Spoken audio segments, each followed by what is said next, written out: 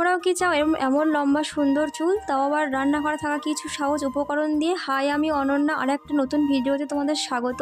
তো পেঁয়াজ দেখে নাট শেষ করার কোনো কারণ নেই। পেঁয়াজই হলো আমার লম্বা চুলের রহস্য। আর পেঁয়াজ কাটতে কাটতে তোমাদের একটা কথা শেয়ার করে দিই, আমার ভিডিওতে যে পরিমাণ ভিউজ আসে তার 1%ও সাবস্ক্রাইবার বা লাইক বা কমেন্ট বাড়ে না। সেটা তোমাদের আগে সাবস্ক্রাইব এবং লাইক আর কমেন্টটা করতে হবে।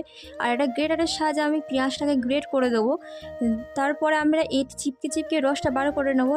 কোনো রকম কোনো খোলা এতে ইউজ করা যাবে না, তার কারণ মাথাতে এটা আঁচড়ানোর সময় ভীষণ চুল উঠতে পারে। তোমরা শুধু রসটাই নেবে।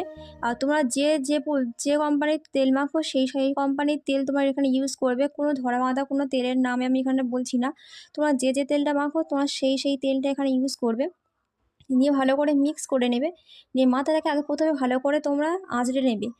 এটা ইউজ করার পরে তোমরা আর আঁচড়াতে পারবে না, তার কারণ হলো এটা আঁচড়ানোর পর চুলটা ভীষণ সফট হয়ে যাবে আর ভীষণ পরিমাণ চুল উঠতে পারে। এটা ভালো করে তোমরা চুলের গোড়ায় গোড়ায় ইউজ করে নেবে। আর বিশেষ করে তোমরা চিরুনির সাহায্যে চুলটাকে ভালো করে ফাঁক ফাঁক করে ইউজ করবে, যেখানে যেখানে তোমাদের হেয়ার ফল হয়ে গিয়ে চুলটা ফাঁকা হয়ে গেছে।